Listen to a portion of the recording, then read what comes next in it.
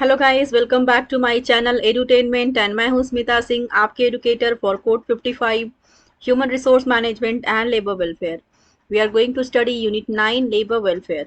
सो जैसा कि आपको पता है, अगर आप डेली क्लासेस अटेंड करते हैं तो आपको पता होगा that we are going to do unit 9 से ही ये हमारा आई थिंक फिफ्थ या सिक्स्थ सेशन होगा यूनिट 9 से ही लेबर वेलफेयर से।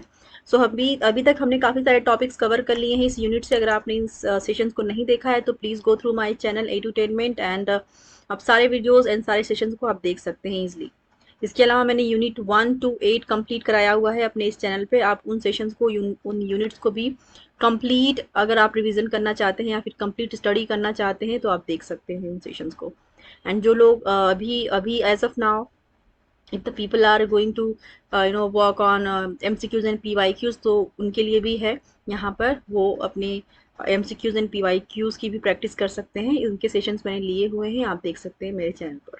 राइट, सो अगर आपको मेरे कंटेंट अच्छे लगते हैं, टीचिंग स्टाइल अच्छी लगती है, आपको लगता है कि ये आपके एग्ज़ाम को, आपकी प्रिपरेशन को बूस्ट कर सकता है, सो आप मेरे चैनल को सब्सक्राइब कर सकते हैं एंड बेल आइकॉन पे प्रेस कर दीजिएगा ताकि आपको सारे सेशंस मिलते रहें जैसे मैं अपलोड करती रहती हूँ और आपको ईजिली सर्च ना करना पड़े, आपको ईजिली मिलते रहे वो सारे सेशंस। राइट, सो आज का हमारा जो सेशन है, सो लास्ट सेशन में हमने बात किया था थ्योरीज ऑफ लेबर वेलफेयर की बात की थी हमने। सो लेबर वेलफेयर के अंदर क्या क्या चीज़ें आती हैं, क्या क्या आपने कॉन्सेप्ट्स देखे, क्या क्या थ्योरीज देखी। सबसे पहले आपने देखा फिलेंथ्रोपिक थ्योरी। क्या है फिलेंथ्रोपिक थ्योरी, मैंने लास्ट सेशन में कराया था तो आप देख सकते हैं। गांधीयन ट्रस्टीशिप थ्योरी क्या है, the placating theory, the functional efficiency theory, public relations theory, the police theory and the religious theory. ये सारे ही हमने किया हुआ है और ये बहुत ही, ये टॉपिक जो 6-7 टॉपिक्स हैं, ये बहुत ही एग्जाम के पर्सपेक्टिव से इंपॉर्टेंट है। इनपे क्वेश्चंस आया हुआ है प्रीवियस ईयर्स में और अपकमिंग एग्जाम में भी पूछा जा सकता है। क्वेश्चंस कभी कभी सेम हो जाते हैं, एज इट इज़ रिपीटेड होते हैं। कभी कभी क्वेश्चन की जो फॉर्मेटिंग है वो चेंज कर देते हैं, लैंग्वेज चेंज कर देते हैं, बट पूछ वही रहते हैं, वही होते हैं। राइट, सो आपको हमेशा ध्यान देना है कि यूजीसी नेट आपको क्वेश्चन, सेम क्वेश्चन घुमा फिरा के पूछ सकता है, तो आपको प्रिपेयर रहना होगा। राइट, सो आज का हमारा टॉपिक है labour welfare agencies in India. Labour welfare agencies क्या है और कौन है, देखेंगे। In India the main agencies engaged in labour welfare include, वो कौन कौन सी एजेंसीज हैं जो कि लेबर वेलफेयर के लिए काम करती हैं। द एजेंसीज आर, पहला है central government, A central government and B state governments, C है एम्प्लॉयर्स एंड डी है workers, workers organisation and E है voluntary organizations. The contribution of these agencies are discussed below. So in agencies के बारे में बात करेंगे कि यहाँ पर स्टेट गवर्नमेंट भी है, सेंट्रल गवर्नमेंट है, एम्प्लॉयर है, एम्प्लॉयज़ हैं एंड वॉलंटरी ऑर्गेनाइजेशंस भी हैं। तो ये सारे को भी एक क्या कहते हैं कि लेबर वेलफेयर की जहाँ पे बात आती है तो उसमें कौन कौन सी एजेंसीज शामिल होती हैं, तो ये सारी ही एज एन एजेंसीज काम करती हैं, लेबर वेलफेयर की बात करती हैं, सेंट्रल हो, स्टेट हो, एम्प्लॉयर हो, एम्प्लॉयज़ हो या फिर वॉलंटरी ऑर्गेनाइजेशन हो। सो हम वन बाय वन देखेंगे। ए देखेंगे सेंट्रल गवर्नमेंट। सेंट्रल गवर्नमेंट का क्या रोल होता है लेबर वेलफेयर की स्कीम को बनाने के लिए। सो स्टार्ट करेंगे। The central government has passed a number of acts for the welfare of different types of workers. It also administers the implementation of industrial and labor laws. The important acts which incorporate measures for the welfare of the workers are Factories Act, Indian Mines Act, Employment of Children Act, Maternity Benefit Act, Plantation Labor Act, etc. Under these acts, employers have to provide certain basic welfare facilities of the to the workers. So central government ने कुछ implementations किए हैं different different type के, right, जिससे कि labour के welfare की बात की जाती है, जहाँ पर लेबर का वेलफेयर होना चाहिए। लाइक चाहे वो मेटर्निटी लीव की बात हो, चाहे वो बात हो एम्प्लॉयमेंट ऑफ चिल्ड्रन की, या फिर प्लांटेशन लेबर एक्ट की बात की जाए, तो फैक्ट्रीज एक्ट की बात की जाए, तो इन सारे एक्ट्स पे बात किया कौन, सेंट्रल गवर्नमेंट है। दोस्तों मेजर मेजर एक्ट हैं जो कि बहुत ही इंपॉर्टेंट है लेबर वेलफेयर के प्रोस्पेक्टिव से, वो किसके अंदर आता है, that comes under central government. So central government के अंदर जैसा कि आपने देखा कि एम्प्लॉय वेलफेयर के लिए, लेबर वेलफेयर के लिए सेंट्रल गवर्नमेंट ने क्या क्या एक्ट निकाले, क्या क्या प्रोविजंस लेकर के आए। सो दो provisions are factories act, Indian mines act, कि जो माइंस में काम करते हैं, जो भी अंडर द ग्राउंड काम करते हैं, उनके लिए क्या वेलफेयर स्कीम्स होनी चाहिए। क्योंकि जो एबव द ग्राउंड काम करते हैं एंड बिलो द ग्राउंड काम करते हैं, उनकी जो उनके लिए जो एक्ट है थोड़े डिफरेंट है। क्योंकि जो अंडर द ग्राउंड काम करते हैं उनका काम बहुत ज़्यादा डेंजरस होता है, तो उनके लिए लेबर वेलफेयर की जो स्कीम है थोड़ा डिफरेंट रखी गई है, क्योंकि उनका जो काम है बहुत ज़्यादा रिस्की है, राइट। वहीं पे बात करेंगे एम्प्लॉयमेंट ऑफ चिल्ड्रन की, कि चिल्ड्रन का एम्प्लॉयमेंट अगर आप करते भी हैं तो ऐसे काम करवाएं जो कि उनके मेंटल एंड फिजिकल हेल्थ पे इफेक्ट ना करे, राइट। पहले तो किसी भी बीड़ी सिगार जैसे वर्क होते हैं उसमें प्रोहिबिट किया जाता है, आगे पढ़ने को मिलेगा आपको। एंड अगर प्रीवियस सेशंस आपने देखे हैं तो प्रीवियस सेशंस में भी आप देखे होंगे कि किस तरह से हमने बात की थी कि एम्प्लॉयमेंट, जब चिल्ड्रन की एम्प्लॉयमेंट की बात आती है तो क्या क्या इंडस्ट्रीज, क्या क्या चीज़ें, कौन कौन से काम को प्रोहिबिट किया गया है under the central government. Maternity benefits की बात करेंगे कि अगर कोई भी वुमन एम्प्लॉय, अगर वो बच्चा कंसीव करती है, प्रेग्नेंट होती है, तो उसके लिए क्या बेनिफिट्स हैं, उसको कितनी लीव्स प्रोवाइड की जाती हैं, राइट। ये सारी चीज़ें हमने बात की हुई है लास्ट सेशंस में, last session you can say that previous units में हमने बात की हुई है, राइट। प्लांटेशन लेबर एक्ट की भी बात करेंगे सेंट्रल गवर्नमेंट के अंदर। Under these act employers have to provide certain basic welfare facilities to the worker. Next देखेंगे स्टेट गवर्नमेंट। स्टेट गवर्नमेंट क्या करता है, the implementation of many provisions of various labor laws rests with the state government. The state government runs health centers, educational centers, etc. For the welfare of workers, they also keep a vigil on the employers that they are operating the welfare schemes made obligatory by the central or state government. So state government का क्या काम होता है कि वो देखते हैं उनका वो ना नज़र रखते हैं कि जो स्टेट गवर्नमेंट या फिर सेंट्रल गवर्नमेंट ने जो पॉलिसीज या स्कीम्स पास की हैं वो ऑर्गेनाइजेशन फॉलो कर रही हैं कि नहीं कर रही हैं, चाहे वो हेल्थ की बात हो, चाहे वो एजुकेशन की बात हो। सो उनका एक नज़र, उनकी एक नज़र रहती है ऑर्गेनाइजेशंस पे। फोर्थ लाइन पढ़ेंगे, फोर्थ लाइन का लास्ट पढ़ेंगे, last part. The state governments have been empowered to prescribe rules for the welfare of workers and appoint appropriate authorities for the enforcement of welfare enforcement of welfare provisions under various labor laws। वो labor laws जो various labor law की बात कर रहे हो क्या क्या है, आगे देखेंगे। welfare of workers, they also keep a vigil on the employers that they are operating the welfare schemes made obligatory by the central government or the state। The state government have been empowered to prescribe rules for the, so state government के पास power होता है कि वो जो rule बनाए गए हैं उनको कैसे फॉलो करवाना है ऑर्गेनाइजेशन से। सो देखेंगे सेकेंड लाइन से, देखेंगे दूसरे पैरा में सेकेंड लाइन लास्ट पार्ट से स्टार्ट करेंगे।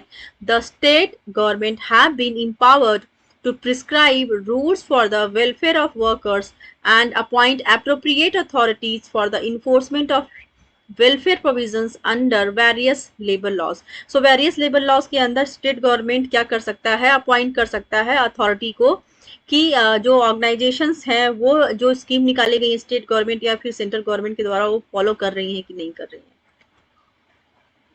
आगे देखेंगे एम्प्लॉयर्स। एम्प्लॉयर्स के पार्ट में देखेंगे many employers provide voluntary welfare facilities all along with the statutory welfare facilities. These include residential lease, accommodation to employees, medical and transport facilities, reading rooms, scholarships to children of workers, patronize teams of employees for hockey, football, etc. Employers can provide welfare facilities individually or collectively, though their associations through their associations. Employers have to play a major role in the providing welfare facilities to industrial workers. So क्या कह रहे हैं कि employers का major role होता है किसमें, facilities provide करने में इंडस्ट्रियल वर्कर्स को facilities provide करने में employers का main रोल होता है, मेजर रोल होता है। और ये डिफरेंट एजेंसी से करवा सकते हैं, डिफरेंट जो ये रूल है किसके द्वारा करवा सकते हैं, their associations, from their associations. और वो या चाहे तो इंडिविजुअली जो वेलफेयर फैसिलिटीज प्रोवाइड करते हैं एम्प्लॉयज़ के लिए, चाहे तो वो कलेक्टिवली प्रोवाइड करें या फिर इंडिविजुअली प्रोवाइड करें एक एक एम्प्लॉयज़ के वेलफेयर के को देखते हुए, राइट। सो यहाँ पे क्या कह रहे हैं, पहली लाइन पढ़ेंगे, many employees provide voluntary welfare facilities along with the statutory welfare facilities. क्या कह रहे हैं कि कुछ एम्प्लॉयर्स ऐसे होते हैं कि वो वॉलेंट्री मतलब कि वो बाउंड होकर के नहीं कि सेंट्रल गवर्नमेंट ने रूल लगाया है या फिर स्टेट गवर्नमेंट ने लगाया है, वो उनके बियॉन्ड मतलब जो फैसिलिटी जो पॉलिसीज बनाई हैं, जो स्कीम्स आई हैं सेंट्रल या स्टेट गवर्नमेंट के द्वारा, उसके अलावा भी वो वॉलेंट्री हेल्प करना चाहते हैं, खुद से एक्स्ट्रा कुछ करना चाहते हैं एम्प्लॉयज़ के लिए, तो वो करते हैं। कुछ एम्प्लॉयर्स ऐसे हैं वो करते हैं। एंड उसके साथ साथ जो गवर्नमेंट की स्कीम्स हैं कि गवर्नमेंट की कुछ रूल्स है, कुछ नियम से, कुछ स्कीम्स है जो कि आपको फॉलो करना ही करना है, उन स्कीम्स के साथ साथ ये अपनी कुछ वॉलेंट्री वेलफेयर स्कीम्स निकालती हैं जिनको वो फॉलो करते हैं, अपने एम्प्लॉयज़ के लिए प्रोवाइड करते हैं ऐसी फैसिलिटीज़।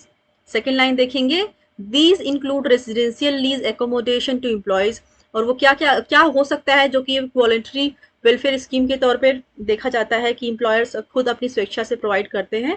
वो हो सकता है कि वो घर रहने को दे सकते हैं एम्प्लॉयज़ को लीज पर, या फिर मेडिकल फैसिलिटीज़ प्रोवाइड करते हैं, पब्लिक ट्रांसपोर्ट फैसिलिटीज़ प्रोवाइड करते हैं, रीडिंग रूम्स प्रोवाइड करते हैं, scholarship to children of workers, जो वर्कर्स हैं उनके बच्चों को स्कॉलरशिप प्रोवाइड करना। ये सारी स्कीम्स जो हैं सेंट्रल गवर्नमेंट ने निर्धारित नहीं की है, बल्कि कुछ एम्प्लॉयर्स ऐसे हैं जो खुद से ऐसी स्कीम्स निकालते हैं ताकि उनके जो ऑर्गेनाइजेशन के अंदर वर्कर्स काम कर रहे हैं उनके और उनके बच्चों की और उनकी फैमिली के लिए बेनिफिशियल हो सके, राइट।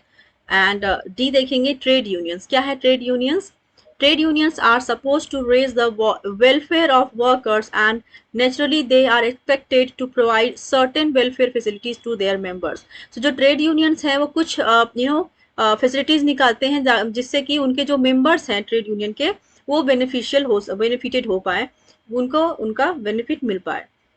सेकेंड हाफ लाइन देखेंगे, unions can provide educational, cultural and other facilities to their members. Some trade unions like the Rashtriya Mill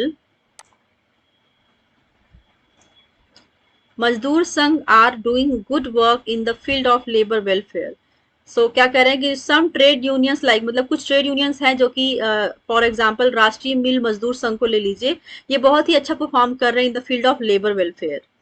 In addition, Textile Labor Association Ahmedabad provides certain facilities like schools, social centers, libraries, legal aid, etc. to the textile workers. So क्या कह रहे हैं कि कुछ ऐसे trade unions हैं जो कि फॉर एग्जांपल राष्ट्रीय मिल मजदूर संघ को ले लीजिए, ये बहुत ही अच्छा काम कर रहे हैं in the field of labour welfare.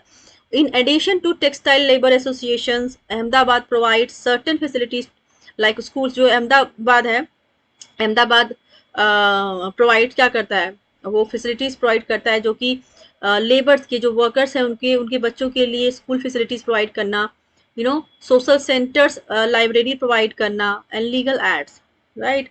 सो ये सारी इस तरह से ट्रेड यूनियंस भी हेल्प कर रहे हैं, वेलफेयर स्कीम्स निकालते हैं to labour welfare, for labour welfare.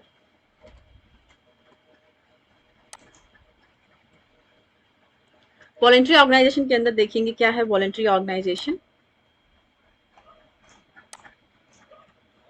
Some social welfare and charitable organizations conduct social welfare activities which are used to all sections of the society, including industrial workers. These agencies provide medical aid, educational facilities, scholarships, etc. However, the contribution of such organizations' labor welfare is not so significant. So, voluntary organization के अंदर क्या होता है कि apart from the state and central government जो scheme निकालती हैं उनकी फैसिलिटीज़ को प्रोवाइड करने के अलावा वो कुछ अपनी भी स्कीम्स निकालते हैं जिससे कि उनके वर्कर्स, उनके लेबर्स बेनिफिटेड हो पाए, right. This is called voluntary organisation, मतलब कि वॉलेंटरली मतलब स्वेच्छा से स्कीम्स प्रोवाइड करना, अपनी स्वेच्छा से। आपने देखा कि वो एजेंसीज जो अपनी स्वेच्छा से वेलफेयर स्कीम्स निकालती हैं, वो मेडिकल एड के रूप में निकाल सकती हैं, एजुकेशनल फैसिलिटीज़ हो सकती हैं, स्कॉलरशिप्स हो सकते हैं, राइट। इसके अलावा भी बहुत सी चीज़ें हो सकती हैं जो कि वॉलंटरली ऑर्गेनाइज किया जा सकता है। Okay, so benefits of labour welfare, हम ये पार्ट, ये भी थोड़ा लेंदी है, सो इसको हम नेक्स्ट सेशन में देखेंगे। आई होप ये सेशन आपको पसंद आया होगा और जितना मैंने बताया, जितना मैंने समझाया, आपको समझ में आया होगा। अगर कहीं पे भी किसी भी तरह का लैक नज़र आता है, कोई त्रुटि नज़र आती है, तो please do let me know, I will work on that. Alright, so thank you so much for watching me. Thank you very much.